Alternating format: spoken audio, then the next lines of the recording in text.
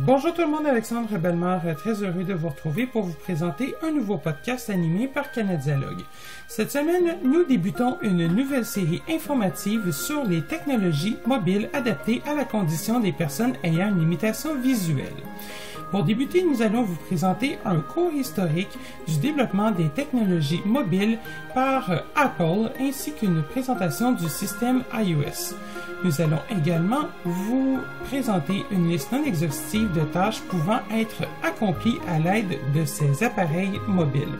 Vous allez voir qu'ils peuvent vous rendre de fiers services au quotidien. Bonne écoute! Bonjour tout le monde, Olivier d'Anjou qui est avec vous aujourd'hui. Pour ce troisième épisode, je me permets de faire une introduction avec vous sur iOS. Donc, aujourd'hui, je vais pas rentrer dans les détails comment se servir de VoiceOver, etc. Mais ça va être plus une introduction générale. Donc, si vous voulez, ça va être un podcast un peu historique. iOS, c'est quoi? C'est le système d'exploitation mobile qui tourne sur les appareils Apple. Donc, iPhone, iPad, iPod Touch. Pour d'autres appareils, tels l'Apple TV, le Mac, l'Apple Watch, les systèmes portent un différent nom. Toutefois, ils ont de nombreux points communs avec iOS. iOS a été introduit en 2007 avec le premier iPhone. À l'époque, ça s'appelait iPhone OS. Mais lorsqu'Apple ont commencé à développer plusieurs produits tels l'iPod Touch ou l'iPad, ils ont uniformisé ça sur le nom d'iOS. En ce qui concerne l'accessibilité, VoiceOver a vu le jour en 2009 avec l'arrivée de l'iPhone 3GS. Donc VoiceOver, pour ceux et celles qui savent pas c'est quoi, c'est tout simplement un lecteur d'écran qui permet aux personnes déficientes visuelles d'utiliser les produits Apple. iOS n'est disponible que sur des appareils Apple, contrairement à Android, qui n'a pas de marque spécifique. On reviendra sur Android dans un prochain épisode. Comme je le disais plus tôt dans le podcast, l'iPhone a été introduit en 2007.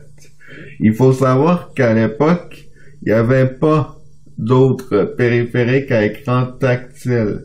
Apple ont donc été les premiers à introduire cette technologie.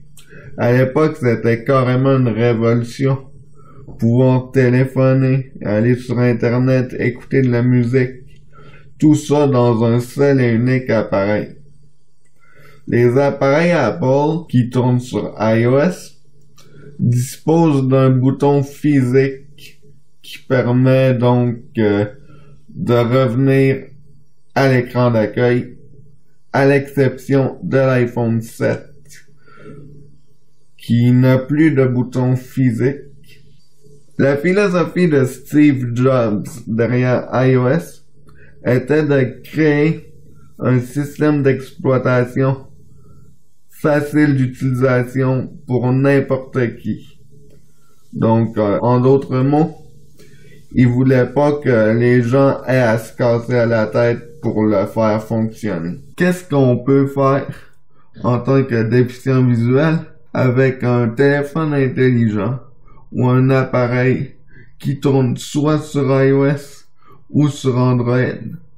Donc, je vais vous donner quelques fonctionnalités. Donc, évidemment, on peut appeler s'il s'agit d'un téléphone. On peut également aller consulter nos courriels en mobilité. Donc, admettons qu'on n'a pas notre ordinateur avec nous. On peut quand même accéder à nos courriels. Si vous aimez lire, vous pouvez lire avec soit votre appareil Apple ou votre appareil Android. Aussi, vous avez la possibilité d'avoir des applications de GPS. Donc, ça peut être très pratique. Admettons, vous êtes dans la rue, vous savez pas trop où vous êtes, vous avez la possibilité d'avoir ces applications GPS. Et il y en a certains, surtout dans le monde Apple, il y a certaines applications GPS qui sont faites spécifiquement pour les non-voyants. Apple et Google n'ont pas que développé des fonctionnalités pour l'handicap visuel. Il y a des fonctions d'accessibilité aussi pour les personnes atteintes d'handicap auditif.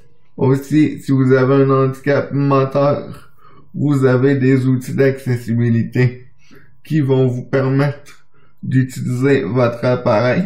Je vous remercie d'avoir écouté ce podcast. Si vous avez des questions ou des commentaires, n'hésitez pas à nous contacter. C'était Olivier. D'où que vous soyez, merci d'avoir écouté cet épisode. Et moi, je vous dis à très bientôt. Allez, salut!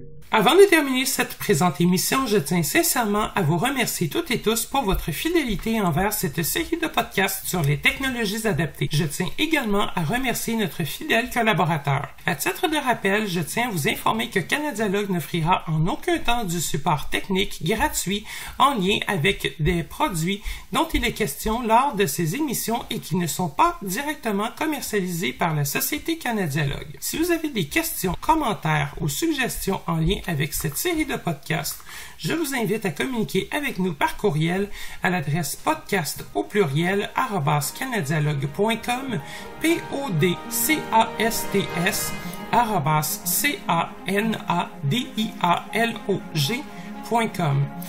Vous pouvez également nous rejoindre par téléphone au numéro sans frais 1-888-730-0003. 1-888-730-0003, le poste 555. Le poste 555. Je vous invite également à consulter notre site web qui regorge d'une foule d'informations utiles au www.canadialogue.com, www.canadialog.com. Nous sommes également présents sur les différents médias sociaux tels que Facebook, Twitter et YouTube. Je vous remercie de votre écoute.